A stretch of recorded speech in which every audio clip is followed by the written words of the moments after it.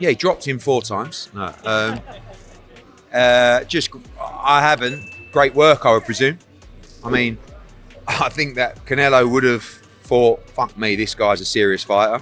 And I think the rounds and experience for Ennis would have been valuable. 2 great fighters, one a current legend, and one. He could give Canelo a real problem now. I think early on you could see, he's a mover and he's obviously a very good boxer. I think to start with, when he's throwing his jab, it was falling short. They weren't emphatic punches, and I think as it slowed down, it was then connecting. He was catching him. It makes jumping to weight division. Yes, a lot of people told me Crawford very strong. When Crawford feeling power Canelo, and it starts problem for him really. Yeah, I think because I tell you, and you change. Boxing pros keep sending out the same warning. Canelo's power is different. Frank Warren doubled down on it. When Canelo lands, even the strongest fighters fold. Skills, movement, slick counters, none of it can protect Crawford forever from that Mexican firepower. That's why the smart money, the cautious picks, they're leaning towards Canelo, because one clean shot can flip everything. And then Canelo against, was it Modric? I think he fought as a 12-0, good amateur, but 12 fights. I thought he gave him a lot of problems. Are you watching this with an interested eye for Hamza? I want that. When Joe Rogan highlights your knockout power, you know it's the real deal. Canelo has made a career out of ending nights with single thunderous shots, and Crawford walking into that storm is the ultimate gamble. Rogan sees it clear. All it takes is one. Canelo doesn't need 12 rounds. He needs one perfect punch. That's the danger Crawford faces. I'm boxer. I know what is this when you change one weight division. You change one weight division and you feel power, and he's jumping to weight division. Yes, a lot of people told me Crawford very strong. And Joe Rogan isn't the only one warning Crawford. Amir Khan has lived it. He felt Canelo's power firsthand and calls it a different beast entirely.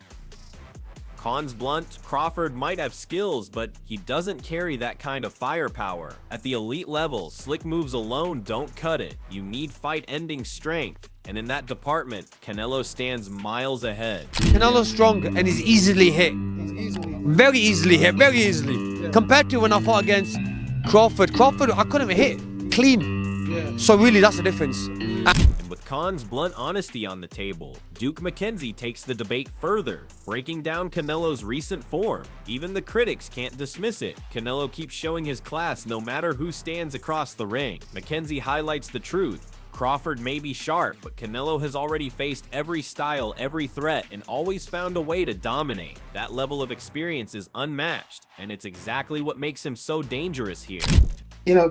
As much as I like Canelo, but Canelo, over the years, when you look, since he's been off the mad cow meat, right? You look at his last 5 fights, he's boxed ordinary fighters, and they're not in the same league. They're really not in the same league. Carl Frosch touches on size, but history tells the bigger story. Canelo has fought 64 times, winning 61 with just 2 defeats. That's a resume built on years of wars at the very top.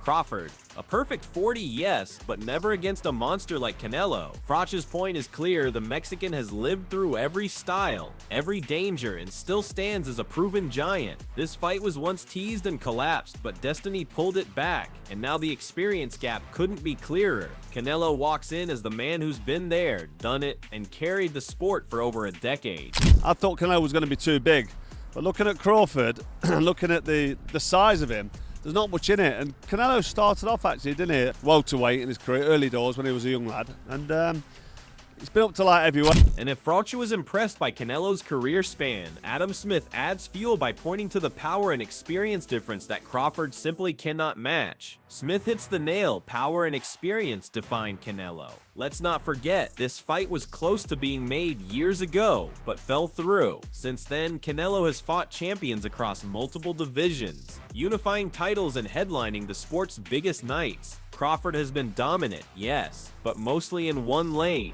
The gulf in proven big night experience is obvious. When the lights burn brightest, Canelo has been there time and time again. Crawford hasn't. In Sunderland, I thought he boxed really really well. Thought it was a fantastic performance, and yeah, look, Leo Atang was shone again. TMA 8, and I think it's a superstar in the making. And what a win for Troy Williamson. And if that wasn't enough, Simon Jordan doubles down with a prediction that puts Canelo right back in the driver's seat. Jordan points to the reality: Canelo's 61 wins are stacked with world champions, while Crawford's 40 wins don't carry the same depth. Their fight was once stalled, but now with both men at their peak, the difference is glaring. Canelo has endured more wars, captured more titles, and thrived under more pressure. That's why Jordan, like so many others, sees Canelo's power as the deciding factor. You can outbox Canelo for moments, but surviving his storm for 12 rounds, that's another story. I went straight away with Crawford, and so did Spence. I mean, other people that we've spoken to, I think Paul Smith and other people that sit on the show with us think it will be Canelo Alvarez because of size. We've seen Canelo Alvarez take that journey up to light heavy and find himself coming up against Dimitri Bivol and not being able to do what he does at super middleweight. I just think that Crawford is such a fighter of such stature and competence that he might just be the kryptonite to Saul Alvarez. And if predictions from outside voices carry weight, just wait until you hear it from Canelo himself. He's promising a knockout. He doesn't hide behind the analysts or the numbers. He warns Crawford directly. In boxing, one shot changes everything, and Canelo has built a career on delivering exactly that. 61 wins, 4 weight divisions conquered, and a highlight reel of destruction prove it's not talk, it's fact. Crawford's 40 wins are flawless, but none came against a man with this blend of power, experience, and killer instinct. Their fight was teased in the past, but destiny has brought it back, and now Canelo is calling his shot. Crawford may be slick, but when Canelo promises a knockout, history says he delivers. Will there be a moment where Crawford realizes that he's in over his head moving up to 168? It's gonna be a moment. In boxing, everything can happen, right? Do you believe you knock him out?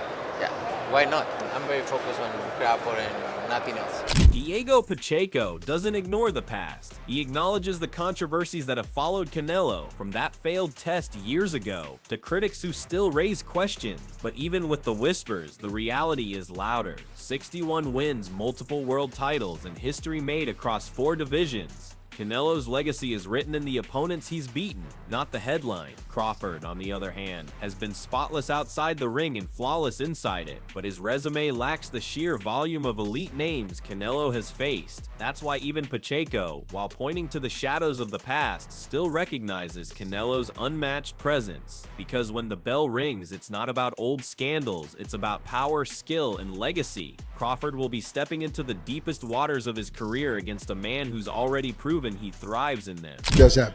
Well, we're not going to see what most people are expecting. That's for sure. I can guarantee you that, because most people looking at the weights and saying, oh, they're too far apart, Canelo's too big. No, we're not going to see what y'all think we're going to see.